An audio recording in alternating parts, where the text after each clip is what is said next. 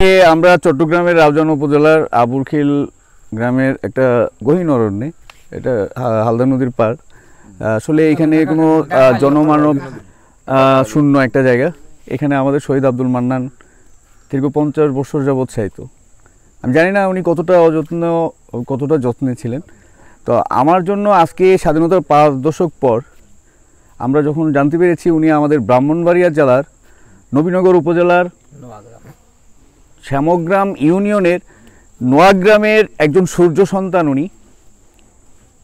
আমি বাইদাবাই আজ থেকে গত বছর উনারই এক বড় ভাইয়ের মেয়ে, ওনার বড় ভাইও মুক্তিযোদ্ধা ছিল, উনি আর্মিতে জব করে, নিগার সুলতান, নিগার রেশমা করে নাম, আমাকে প্রথম অবগত করেন। পাশাপাশি আমাদেরই পুলিশ ডিপার্টমেন্টে নবীনগর উপজেলার থুলাকান্দি গ্রামের কৃতি সন্তান, উনি শেরপুর জেলায় কর্মরত। উনিও আমাকে এই বিষয়ে অবগত করেন যে ওনার এক দাদা এক বীর প্রতীক সহ এই ওনার নাম। তা আমি আসলে বেলাল, এডিশনাল এসপি বেলাল, উনি শেরপুর জেলায় কর্মরত আছেন। তো এই দুটা মাধ্যমে আমি আসলে ওনার বিষয়ে পুরোপুরি অবগত হই। আর মুক্তিযোদ্ধা এই বিষয়টা আসলে সবসময় আমার জন্য খুব কৌতূহলের ছিল। আমি যেখানেই যেতাম এই দুইটা শব্দ শুনলে আমি খুব সার্চ করতাম, আমি এই গল্পগুলো শুনতাম, আমি এগুলো নিয়ে ভাবতাম। এবং ওই সময় আসলে মুক্তিযুদ্ধকালীন যে স্মৃতিচারণটা, এটা আমি আমার মধ্যে আসলে আবেগে কল্পনাই ছিল। এই বাস্তবে এই শহীদ আব্দুল মান্নান চলে আসলো কীভাবে? আমি যখন ওনার সম্পর্কে তথ্য নিতে যাই, যতই তথ্য নিতে যাই ততই যেন আমি অবাক বিস্ময় প্রকাশ করি যখন দেখি যে না, উনি এয়ার ভাইস মার্শাল সুলতান মাহমুদের সাথে যুদ্ধক্ষেত্রে গিয়ে উনি শহীদ হয়েছেন। এবং ওই যুদ্ধে সুলতান মাহমুদ আহত হয়েছিলেন। এবং ওনার তখন সেক্টর কমান্ডার ছিল মেজর রফিকুল ইসলাম। ওনার বইয়ে যখন আমি ওনার বীরত্বপূর্ণ কথাগুলো দেখতে পাই, পাশাপাশি আমি যখন এই যে হরিণা ক্যাম্পে এই যুদ্ধে মদুনাঘাট আক্রমণের সূত্রপাত হয়েছিল সেই হরিণা ক্যাম্পে, তখন ব্রিগেডিয়ার জেনারেল নাগ সিং এবং আমাদের সেক্টর কমান্ডার মিলে এই পরিকল্পনা করেছিল এই মদুনাঘাট বিদ্যুৎ কেন্দ্র আক্রমণের। আপনারা একটা জিনিস খেয়াল করে দেখবেন, দীর্ঘ 4 মাস পরিকল্পনায় মূল টার্গেট ছিল 3টা ট্রান্সফরমার। 2টা ট্রান্সফরমারই কিন্তু আমাদের এই শহীদ আব্দুল মান্নান নিজে থ্রো করে ধ্বংস করেছে। এ টু জেড কৃতিত্ব। এবং ওনাকে বিশেষভাবে প্রশিক্ষণ দিয়ে নিয়ে আসা হয়েছিল ইন্ডিয়া থেকে কেরালা বাহিনী, এবং উনি মৃত্যুর জন্য প্রস্তুত ছিল। উনি ছিল সুইসাইড স্কোয়াডের একজন সদস্য, যিনি ওই ইন্ডিয়া থেকে বলা হয়েছিল তোমরা কে কে মরতে রাজি হচ্ছে। এই শহীদ আব্দুল মান্নানই তখন বলেছিল যে আমি রাজি, মানে আমি, সে হাত তুলেছিল এবং তাকেই সুলতান মাহমুদ প্রধান সিলেক্ট করে, এবং তার কাছেই সর্বোৎকৃষ্ট এবং সর্ববৃহৎ যে 2টা রকেট লঞ্চার আরসিএল 2টা রকেট লঞ্চার কিন্তু এই শহীদ আব্দুল মান্নানের কাছে দিয়েছিল। এবং শহীদ আব্দুল মান্নানের কথা বিরুদ্ধে যখন উনি বীর বিক্রমের জন্য আমাদের সুলতান মাহমুদ আবেদন করে, তো এই আবেদনে কিন্তু সুলতান মাহমুদ এই কথাটা উল্লেখ করেছে যে এই শহীদ আব্দুল মান্নান দায়িত্বের চাইতে অতিরিক্ত দায়িত্ব পালন করতে গিয়ে সে শহীদ হয়েছে, অতিরিক্ত সাহস দেখাইতে গিয়ে সে অতিরিক্ত। আর এখানে আপনাদের কাছে যে আসলে যে বলছিল, হ্যাঁ, যে অবস্থান ওকে নিয়ে আমাকে নিয়ে যেতে হবে, হ্যাঁ, যেই অবস্থান এবং যেই প্রেক্ষাপটটা আমি একে একে ধাপে ধাপে বিভিন্ন মাধ্যমে মুক্তিযুদ্ধ জাদুঘর আপনাদের পুলিশ ডিপার্টমেন্টের, এবং আরেকটা বিষয় আমি অবাক হয়েছি যে সারা বাংলাদেশে যখন পুলিশ ডিপার্টমেন্ট কিন্তু মুক্তিযুদ্ধকালীন সময়ে সবচেয়ে বেশি ভূমিকা রেখেছিল। এই পুলিশ ডিপার্টমেন্ট পুলিশে 25শে মার্চ রাত্রে রাজারবাগে কিন্তু সর্বপ্রথম অ্যাটাক করে এই মুক্তিযুদ্ধের মধ্যে, মানে সেটা কিন্তু আর্মিও করে নাই, নৌবাহিনীও করে নাই, পুলিশ বাহিনী করেছিল। সারা বাংলাদেশে 6 জন খ্যাতপ্রাপ্ত ব্যক্তিদের মধ্যে অন্যতম হচ্ছে এই শহীদ আব্দুল মান্নান বীর বিক্রম। আসলে এটা পুলিশ বাহিনীর জন্য যে কতটা গর্বের এবং কতটা মানে কি বলবো, স্বাভাবিকভাবে আসলে আমাদের সবার জন্যই এই শহীদ আব্দুল মান্নান একজন জাতীয় বীর, জাতীয় সম্পদ। আমরা দীর্ঘদিন পরে হলেও ওনাকে হয়তো আমরা ওই মর্যাদা দিতে পেরেছি। আমাদের এই প্রজন্ম বা প্রজন্ম থেকে প্রজন্ম এই শহীদ আব্দুল মান্নানের চেতনা বাস্তবায়নে ভূমিকা রাখবে বলে আমি আশা করি।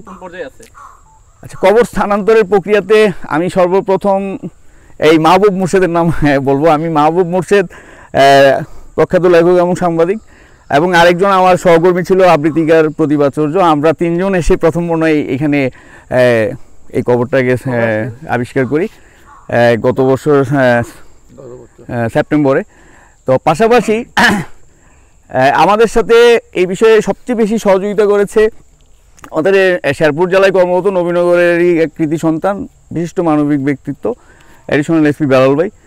পাশাপাশি ওনার সাথে সহযোগিতা করেছে আরও কিছু পুলিশ কর্মকর্তা, Abdullah Masum SP, additional DIG Habibur Rahman Khan, এই গণভবনে কর্মরত আছে, সবাই আমাদের নবীনগরের কৃতি সন্তান। Mozammel, additional SP Mozammel sir. পাশাপাশি পরবর্তীতে যখন আমাদের এই মন্ত্রণালয় ভিত্তিক কাজটা করেছে আমাদেরই নবীনগর আরেক কর্মবীর, উনি নবীনগর প্রধানমন্ত্রী কার্যালয়ের মহাপরিচালক খলিলুর রহমান প্রশাসন, ওনার সার্বিক তত্ত্বাবধানে। এবং পরবর্তীতে দেখলাম যে আমাদের নবীনগরের 7 লক্ষ জনগণই যেন এই কাজ করতেছে, মানে কেউ আর এই বিষয়ে কাজ না করার জন্য সবাই কাজ করতেছে। এখন আমরা এটা মুক্তিযুদ্ধ মন্ত্রণালয় থেকে অনুমোদন নিয়েছি। হাবিব স্যার আমাদেরকে বললো যে এই বিষয়টার খরচ এবং যা রক্ষণাবেক্ষণ এটা পুলিশ ডিপার্টমেন্ট বহন করবে। আমরা একটা প্রস্তাবনা আইজি স্যারের কাছে দিয়েছি। আশা করি আইজি স্যার ওই জিনিসটা মন করে মনে হয় মুক্তিযুদ্ধ পরিচালক বরাবর দিয়েছে। আমাদের নবীনগরে এটা বৃহৎ আকারে আমরা একটা স্মৃতিসৌধ নির্মাণ করতেছি, ওনার নামে আমরা একটা রুট নির্মাণ করার চেষ্টা করছি, এবং আমাদের থানার সামনে আমরা একটা প্রস্তাবনা দিয়েছি ডিআইজি স্যারকে যে একটা শহীদ মান্নান তুরনের। তো আমরা ব্যাপকভাবে ওনাকে মানে সম্মানটা দেওয়ার জন্য চেষ্টা চালাচ্ছি। এবং আপনাদের যে দাবিটা, আশা করি আমার মনে হয় এই দাবির জন্য আনোয়ার ভাই সম্পর্কে আসলে এইখানে না, আমি আজ থেকে 1 বছর আগে এই সার্চ করতাম যে ইনি পুলিশ কর্মকর্তা, কিন্তু ওনার এত ফলোয়ার কেন। হঠাৎ করে আমি দেখতাম যে কে পরে দেখলাম যে না, আনোয়ার ভাই কি র্যাবের এসপি, প্রায় সময়ই ওনার লাইক করা ছিল। তো ওনার মানবিক কর্মকাণ্ডগুলো আসলে আমি সত্যিই অভিভূত ছিলাম। আপনারা হয়তো কল্পনাও করতে পারবেন না, যখন আমাকে আমাদের র্যাঞ্চ ডিআইজি আনোয়ার স্যার বললো যে সার্কেল আনোয়ারকে বলেছি, আমি অবাক বিস্ময় হয়ে গেছি যখন বললো যে উনি সেই র্যাবের সার্কেল স্যার এইখানে উপস্থিত। আসলেই আমি সৌভাগ্যবান, মানে এত সৌভাগ্যবান যে আপনাদের মতো মুক্তিযোদ্ধা সহযোদ্ধা, আপনাদের মতো এত শুভাকাঙ্ক্ষী, আর সর্বোপরি আমাদের র্যাঞ্চ ডিআইজি আনোয়ার স্যার, আমি ঠান্ডাট হয়ে যায়, এত ভালো মানুষ কিভাবে হয়। আমি মানবিক কর্মকাণ্ডের জন্য যদি কোনো দৃষ্টান্ত থাকে বাংলাদেশে 2-1 জনের, তার মধ্যে কিন্তু আমাদের আনোয়ার ভাই অন্যতম। এটা কিন্তু প্রমাণিত। তো আমার মনে হয় আনোয়ার ভাই যথেষ্ট, হ্যাঁ, যদিও হয়তো কথা বলতেছি না, কিন্তু আমি আপনাদেরকে এনশিওর করতেছি আনোয়ার ভাই একজন প্রমাণিত মানবিক ব্যক্তিত্ব, নট পুলিশ অফিসার। এতটুকু আশ্বস্ততা আপনাদেরকে আমি করে দিচ্ছি। আচ্ছা যাক, সর্বোপরি আমরা যখন আসলে এটা অনুমোদন পাই, তখনই আমাদের মাননীয় এমপি মহোদয় ওনার নিজে ফাইল টেল খুঁজে একটা প্রজেক্ট ছিল, এই প্রজেক্টটা ওনার কবরের জন্য উনি অনুদান হিসেবে দিয়ে দিয়েছে। কোনো কথাবার্তা নেই, মানে আমাদেরকে জিজ্ঞেসও করে নাই যে কেন, কী কারণে। পরবর্তীতে দেখলাম যেদিন এটা হলো, দিন উপজেলা চেয়ারম্যান, আমাদের মাননীয় মেয়র মহোদয়, ভাইস চেয়ারম্যান সহ সবাই ওইখানে গাড়িটা নিয়ে ওইখানে গিয়ে ওই জায়গাটা দেখে আসলো। আর জনপ্রতিনিধি, ওই এলাকার চেয়ারম্যান বা ওনার গ্রামবাসী সবাই মানে আমি বিশ্বাস করবেন কিনা জানি না, আমি কাউকে পাই নাই যে এই বিষয়ে না বা কোনো, সবাই সর্বাত্মকভাবে সহযোগিতা করতেছে, এবং অনেকভাবে আমাদেরকে প্রস্তাবনা দিচ্ছে কীভাবে আমরা স্মৃতিসৌধটাকে আরও ডেভেলপ করতে পারি, আরও সুন্দর করতে পারি। তো আমার মনে হয় এটা একটা সারা বাংলাদেশে একটা দৃষ্টান্ত হতে যাচ্ছে। আর পুলিশ ডিপার্টমেন্টে আসলে এই ধরনের ঘটনা আমার মনে হয় সর্বপ্রথম, এবং এটা আমি মনে করি যে এই শহীদ আব্দুল মান্নান স্থানান্তরের মাধ্যমে 1971 সালের যে স্বাধীনতার চেতনা আমাদের কাছে নতুনভাবে নতুন সূর্যে উদিত হবে, নতুন বাংলাদেশ আমরা এই ঠিক আছে। আমরা আসলে অনেকক্ষণ সময়, ওনার পরিবারের পক্ষ থেকে কেউ এ পর্যন্ত এখানে আসছিলেন কিনা?